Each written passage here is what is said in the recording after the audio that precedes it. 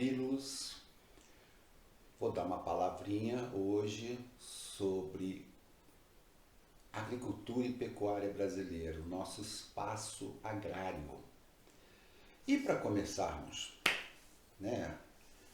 essa fala, nós temos que lembrar da evolução do Brasil, bem rápido, ao longo do tempo, no setor primário da economia. Todos sabem que até a década de 1930, o Brasil era um país essencialmente exportador de produtos primários agrícolas. Ou seja, o Brasil era um país agrário exportador. E a partir de 1930, com Getúlio Vargas, que foi muito importante nesse processo, começa uma transformação do país. Lógico que não foi de uma hora para outra. E com o passar dos anos, das décadas, o Brasil se tornou urbano industrial. E essa evolução, essa transformação, também foi mostrada, foi acompanhada pela agricultura. Não tenho dúvidas, porque a agricultura também foi se modernizando para acompanhar o ritmo das indústrias. Então, a primeira coisa que tem que se perceber, a agropecuária, a partir de então, cada vez mais ligada ao setor urbano. Porque é a agropecuária que vai atender às necessidades de matéria-prima das indústrias e para o consumo urbano, porque as pessoas cada vez mais foram indo viver nas cidades. Então esse ritmo de acompanhamento tecnológico é muito importante. Lembrando que cada vez mais passa a se inserir tecnologia no campo para aumentar a produtividade e atender a demanda da indústria, da população que consome nas cidades e das exportações, que o Brasil sempre continuou exportando, como exporta até hoje produtos ligados ao campo. Hoje no Brasil, para vocês perceberem aí a diferença, o PIB, Produto Interno Bruto, ligado ao setor produtivo rural, a soja, a carne, equivale a menos de 8% do total dos bens e serviços produzidos no Brasil no período de um ano. Todo mundo pode achar, mas é pouco demais. E esse é o PIB agrícola, do campo, rural, setor primário estudado isoladamente. Quanto foi produzido de soja? Tanto. Qual o valor? Está aqui, X. Quanto foi produzido de carne? Tanto. Está aqui o valor. Soma tudo depois, com algodão, com tudo, com café. Menos de 8%. Então, baixa 7%. Não é muito. E absorve, só no campo, algo em torno de 17% da população economicamente ativa do Brasil. 17% das pessoas, portanto, estão diretamente trabalhando no campo. Agora, cuidado. Aí que vem, a explicação. Como o campo, a produtividade hoje, está ligada aos serviços e à indústria, quando nós falamos em agronegócio, muda tudo. Porque o agronegócio inclui todos os setores da economia que produzem para agricultura e pecuária. Além do setor primário, nós incluímos o secundário, que é a indústria. Que indústria? Ora, a indústria de tratores, máquinas pesadas. Se não tivesse a produção de soja, não teria fábrica de trator, de colheitadeira. Entenderam? Então, essa economia aqui, secundária, industrial, está ligada à primária. Não tenha dúvidas. E o setor de serviços, tão importante para a economia rural. Por quê? Quem vai comprar o produto não vai comprar na indústria. O agricultor tem que comprar, por exemplo, defensivos agrícolas, que se chamam também de agrotóxico, tem que comprar sementes para o seu plantio, tem que comprar o trator que eu citei agora, fertilizantes e adubos químicos. Onde ele vai comprar? No comércio. E o comércio é setor o quê? Terciário. Vejam como está tudo envolvido. E alguns até colocam um setor que representa um número muito pequeno na absorção de mão de obra, pequenininho mesmo, não chega a 1% do total do Brasil, que é o setor de pesquisas, que muitos chamam de quaternário, quarto setor. Então, englobando tudo, aí muda de configuração. Aí muda. Ou seja, nesse caso, aproximadamente 30% do PIB brasileiro, Produto Interno Bruto, está ligado ao agronegócio. E aproximadamente 2/5 ou quase metade de todas as exportações brasileiras, mesmo com valor agregado pequeno, é o agronegócio que responde. E é bom já citar quais são esses produtos. O primeiro é a soja, disparado. Tá?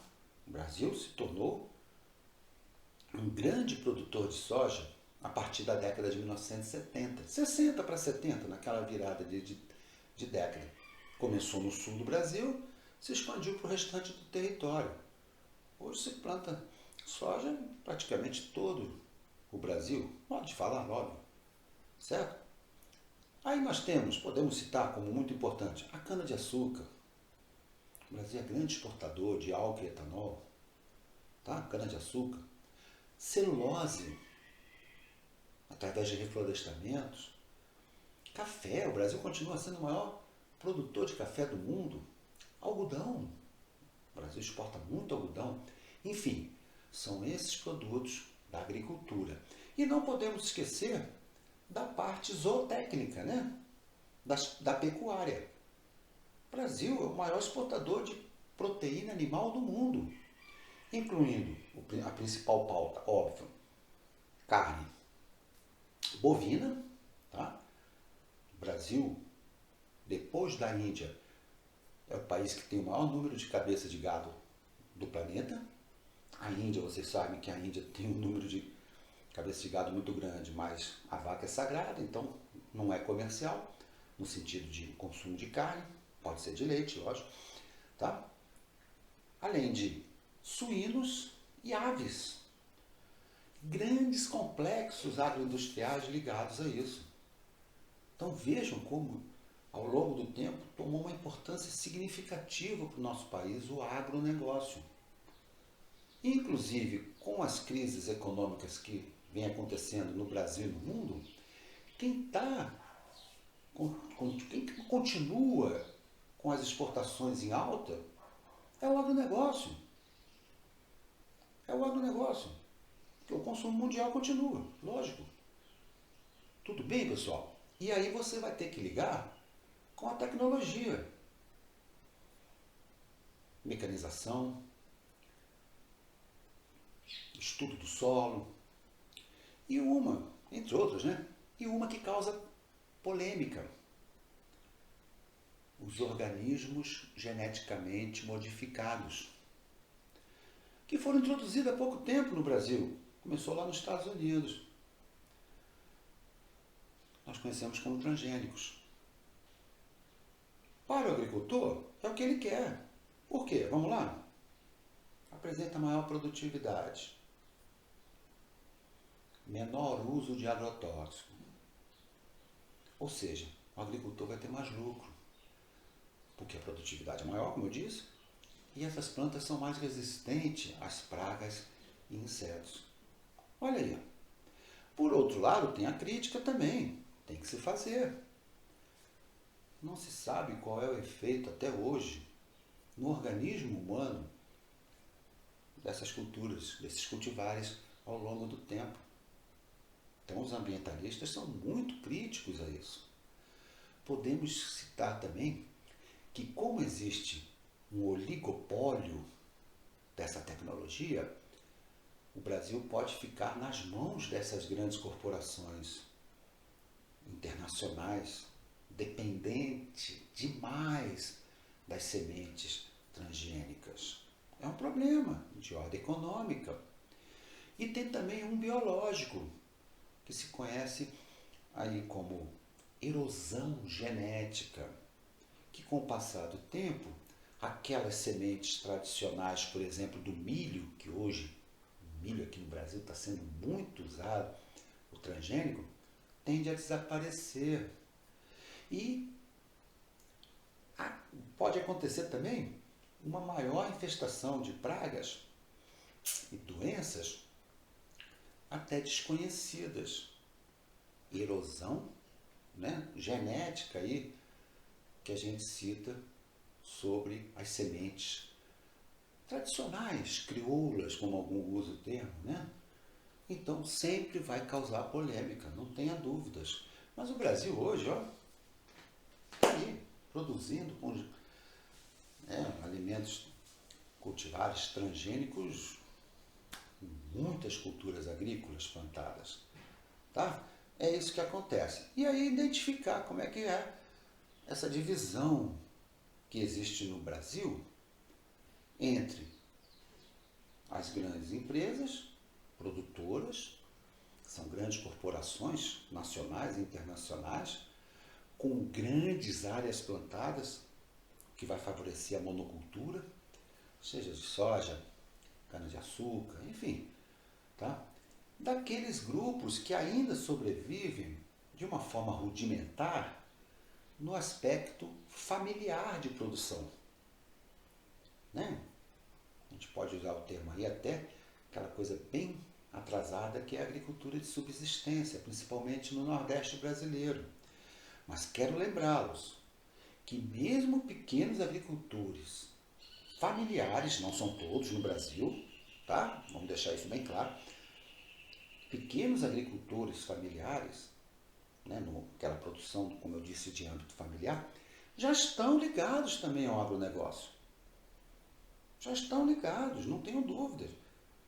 Muitos desses pequenos agricultores estão utilizando tecnologia produzida pela indústria, estão vendendo para o mercado. Embora, volto a repetir, ainda existam agricultores muito isolados economicamente, que infelizmente vivem numa pobreza muito grande, e especialmente no Nordeste. Existem também grandes grupos familiares. Existem, lógico, que controlam produções significativas, tá? Mas são casos mais isolados. Podemos citar, por exemplo, a produção de uva para o vinho no Rio Grande do Sul. Só para você ter uma ideia, o Rio Grande do Sul responde por 90% do vinho produzido no nosso país. Então existe também essa organização familiar, mas com uma captação de recursos, de tecnologia e de capitais muito grande. Lógico que o retorno também é significativo. Quanto mais investimento, tudo isso que eu citei, maior lucro. Citamos também aí, vamos citar, desculpa, o que acontece lá no Vale do Rio São Francisco, no Nordeste, que também são organizações, grosso modo falando, existem exceções, no âmbito familiar, com tecnologia, com capital, com investimento, com empréstimos bancários pelo Estado, ligados às a fruticultura, não se esqueçam disso, pessoal, a fruticultura irrigada lá no semiárido, no nosso sertão nordestino.